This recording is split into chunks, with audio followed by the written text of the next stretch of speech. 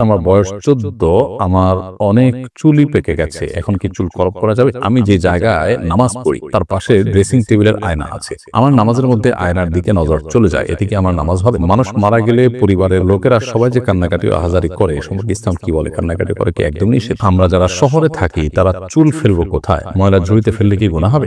খারাপ স্বপ্ন দেখা থেকে বাঁচার উপায় কি? গোসলের পর নামাজ পড়ার জন্য কি আবার ওযু করতে হবে? মেয়েদের পিরিয়ডের সময় কি হাতে গ্লাভস পরে কোরআন তেলাওয়াত করা যাবে? সালাতে মনোযোগ তৈরির জন্য কি চোখ বন্ধ করে সালাত পড়া যাবে? সাদা চুল ও দাড়িতে বাজারের মেহেদি লাগানো যাবে কিনা? চলুন আমরা তাহলে প্রশ্ন উত্তরে প্রবেশ করি। মাহমুদা খাতুন লিখেছেন, সালাতে মনোযোগ তৈরির জন্য কি চোখ বন্ধ করে সালাত পড়া যাবে? মনোযোগ তৈরি করার জন্য চোখ বন্ধ করে সালাত করতে পারেন, তবে সাধারণ এবং স্বাভাবিক অবস্থা চোখ খোলা রাখাটাই হলো সুন্নাহ। নবী সাল্লাল্লাহু আলাইহি ওয়াসাল্লামের স্বাভাবিক রাখা। মনোযোগ আমার বেশি সৃষ্টি হয় চোখ বন্ধ করলে, না হলে মনোযোগ ধরে রাখা কঠিন হয়, তো মনোযোগ বৃদ্ধি করবার জন্য আমি চোখ বন্ধ করলাম, এটি জায়েজ আছে। এমনিতে সাধারণ অবস্থাতে স্বাভাবিকভাবে চোখ খোলা রাখাটাই হলো সুন্নাহ। তাহারাত তাননীর আপনি লিখেছেন, আমরা যারা শহরে থাকি তারা চুল ফেলবো কোথায়? ময়লা ঝুড়িতে ফেললে কি গুনাহ হবে? মানুষের শরীরের প্রত্যেকটা অঙ্গ প্রত্যঙ্গ সম্মানের পাত্র। আল্লাহ সুবহানাহু ওয়া তাআলা বলেছেন, ওয়ালাকাদ কাররামনা বানি আদম, আমি আদম সন্তানদের সম্মানিত করেছি, মর্যাদা বান করেছি। এজন্য মানুষের শরীরের কোনো অঙ্গ প্রত্যঙ্গের অসম্মান হয় এমন কোন প্রক্রিয়া, এমন কোন পদ্ধতি অবলম্বন করা উচিত নয়। অতএব চুল হোক অন্য কিছু হোক, এগুলোকে মাটিতে পুঁতে ফেলতে পারলে ভালো হয়, কমপক্ষে মাটিতে ফেলে দিলেন। কিন্তু ময়লা আবর্জনার সাথে সেটা ফেলাটা এটা অনুচিত, তবে এর কারণে কোনো হারাম বা বড় গুনাহ হবে এটা সেরকম না। অনিতা আখতার আপনি লিখেছেন, মেয়েদের পিরিয়ডের সময় কি হাতে গ্লাভস পরে কোরআন তেলাওয়াত করা যাবে? কোরআন কারীমের তেলাওয়াত পিরিয়ড অবস্থায় না করাটাই হলো জমহুর উলামায়ে কেরামের মত, অর্থাৎ করা যাবে না। পিরিয়ড অবস্থাতে মেয়েরা কোরআন তেলাওয়াত করবেন না, এটি হলো জমহুর বা সংখ্যাগরিষ্ঠ ইমামদের মত। কোন কোন ইমামগণ ইবনে তাইমিয়া রাহিমাহুল্লাহ সহ কেউ কেউ বলেছেন যে করতে পারবেন, কিন্তু সংখ্যাগরিষ্ঠ মত হলো করতে পারবেন না। এখানে আসলে গ্লাভস দিয়ে ধরছেন বা অন্য কিছু দিয়ে ধরছেন কি ধরছেন না, এটা ইস্যু নয়। ইস্যু হলো যে তেলাওয়াত করা না করা নিয়ে। ধরাটা চাইতে ধরতে তো পারবেনই না, কিন্তু তেলাওয়াত করবেন না। তাহলে সেক্ষেত্রে এই টাইমে আপনি কি করবেন? আপনি ইসলামিক কোনো নববস্তু পড়বেন, কোরআনের বিভিন্ন ব্যাখ্যা গ্রন্থ আছে সেগুলো পড়তে পারেন, হাদিসের গ্রন্থ পড়তে পারেন, অন্যান্য আমল করতে পারেন, কিন্তু তেলাওয়াত করবেন না। এটি হলো সংখ্যাগরিষ্ঠ ইমামদের মত। রাকিবুল ইসলাম আপনি লিখেছেন, মানুষ মারা গেলে পরিবারের লোকেরা সবাই যে কান্নাকাটি আহাজারি করে, এ সম্পর্কে ইসলাম কি বলে? কান্নাকাটি করে কি একদম নিষেধ? না, মানুষ মারা যাওয়ার পর কান্নাকাটি করা নিষেধ এমন কোনো কথা নেই। বরং নবী করিম সাল্লাল্লাহু আলাইহি ওয়াসাল্লাম তার ছোট পুত্র সন্তান মৃত্যুর পর, জন্মের পর সন্তানের মৃত্যুতে নবী সাল্লাল্লাহু আলাইহি ওয়াসাল্লাম, ছেলের মৃত্যুতে নবী সাল্লাল্লাহু আলাইহি ওয়াসাল্লাম কেঁদেছেন, চোখের পানি পড়েছে। সাহাবীরা কেউ আশ্চর্য হয়েছেন, তখন নবী সাল্লাল্লাহু আলাইহি ওয়াসাল্লাম তাদেরকে জানিয়েছেন যে এটি কষ্টের কারণে, বিরহের বেদনায় এই পানি বের হয়ে থাকে চোখের, এটা স্বাভাবিক, এটা সহজাত বিষয়। অতএব কান্না করা দোষের নয়। তবে কান্না করতে গিয়ে কেউ যদি সীমালঙ্ঘন করেন, জামা কাপড় ছেঁড়াছেঁড়ি করেন, আওয়াজ করেন, চিৎকার চেঁচামেচি করেন, যেটা আল্লাহ সুবহানাহু ওয়া তাআলার ফায়সালার প্রতি এক ধরনের বিদ্রোহর প্রকাশ করে বা এই টাইপের কোনো কিছুকে ইন্ডিকেট করে, এরকম চিৎকার চেঁচামেচি করা বা জামা কাপড় ছেঁড়া বা ভাঙচুর করা, আছাড় করা বা মালাকুল মউতকে গালমন্দ করা বা আল্লাহর ফায়সালার প্রতি অসন্তোষ প্রকাশ করে কোনো কিছু করা, সেটা অবশ্যই নিষিদ্ধ এবং গুনাহের কথা। অতএব সে বিষয়ে আমাদেরকে সাবধান এবং সতর্ক থাকতে হবে। খারাপ স্বপ্ন দেখা থেকে বাঁচার উপায় কি? অনেক সময় মানুষ দুঃস্বপ্ন বা যে স্বপ্ন দেখে মানুষ ভড়কে যায়, ভয় পেয়ে যায়, এগুলো অনেক সময় শারীরিক দুর্বলতার কারণে হয়, মানসিক অবসাদগ্রস্ত থাকার কারণে হয়। অতএব সেটি যেন না হয় সেটি খেয়াল করা দরকার। অনেক সময় নির্ঘুম থাকার কারণে, অল্প ঘুমালে বা সামান্য ঘুমানোর সময় এই ধরনের পরিস্থিতি তৈরি হয়।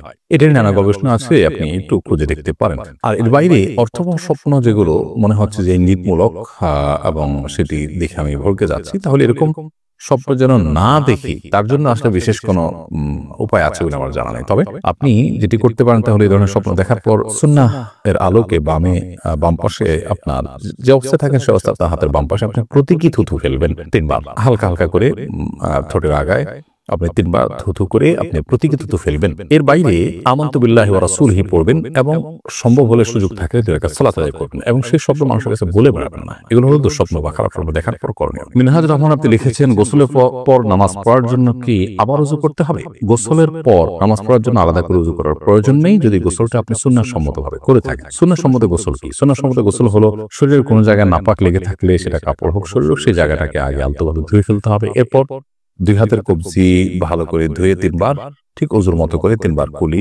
ওযুর মতো নয়, ওযুর নিয়ত করে একেবারে 3 বার কুলি, 3 বার নাকে পানি, মুখ ধোয়া, হাত ধোয়া এবং মাথা মাসা করা। এরপরে পুরো শরীরে পানি ঢেলে আপনি গোসল শেষে 2 পায়ের গোড়ালি পর্যন্ত ধুয়ে আপনি চলে আসবেন। তাতে আপনার ওযু দিয়ে গোসল শুরু হলো, গোসল শেষ, ওযুর শেষ কাজটা পাও ধুয়ে আপনি বের হয়ে চলে আসলেন। এরপর আলাদা করে আপনার ওযু করার কোনো প্রয়োজন নেই।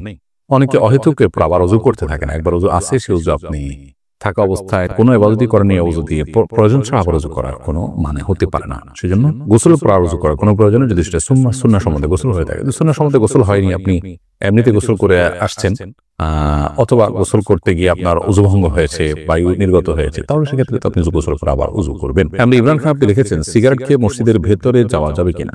আমাদের গ্রামের অনেকে সিগারেট খেয়ে গায়ে দুর্গন্ধ সহকারে মসজিদের ভেতর প্রবেশ করে, তাদের পাশে যারা থাকে তাদের অনেক কষ্ট হয়। এ বিষয়ে দয়া করে কিছু বলবেন।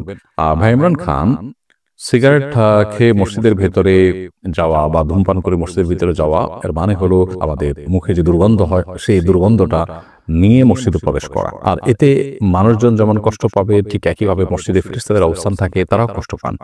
নবী করিম সাল্লাল্লাহু আলাইহি ওয়াসাল্লাম বলেছেন, তাতাআদ্দাল মালাইকাতু বিমা ইয়াতাআদ্দা বিহি বানু আদম। আদম সন্তানরা যে সমস্ত বিষয়ের কারণে কষ্ট পায়, ফেরেশতারা একই বিষয়গুলোতে কষ্ট পান।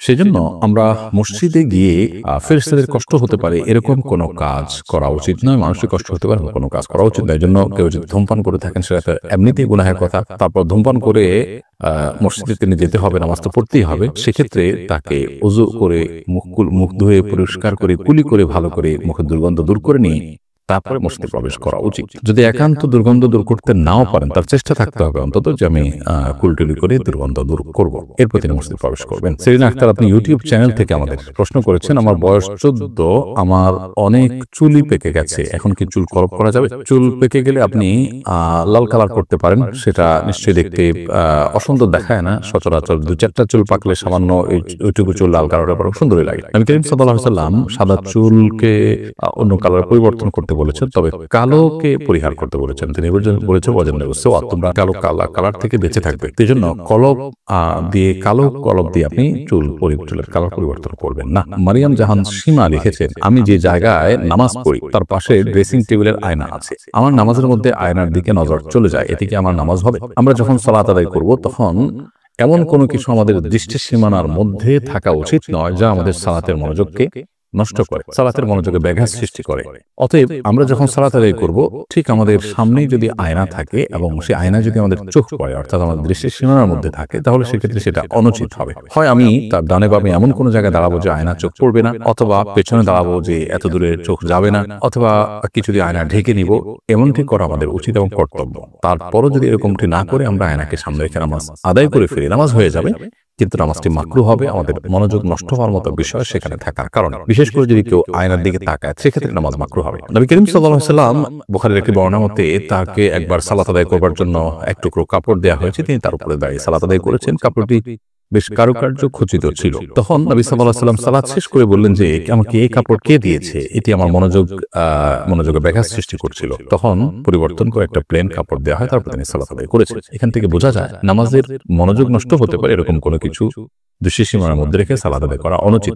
সেই বিবেচনায় আমরা আয়নার বিষয়টিকে মাথায় রেখে সালাত আদায় করবো, যে সামনে যেন না থাকে, থাকলেও যেন আমাদের দৃষ্টি সেখানে না পড়ে। সাদা চুল ও দাড়িতে বাজারের মেহেদি লাগানো যাবে কিনা? যাবে। বাজারে যে আর্টিফিশিয়াল মেহেদি আছে লাগানো যাবে, যদিও এটা উপর দিয়ে মনে হয় যে আলাদা প্রলেপ তৈরি হয়, তারপর এটি লাগানো যাবে, কারণ এই প্রলেপটা আসলে কেমিক্যালের কারণেই মনে হয়।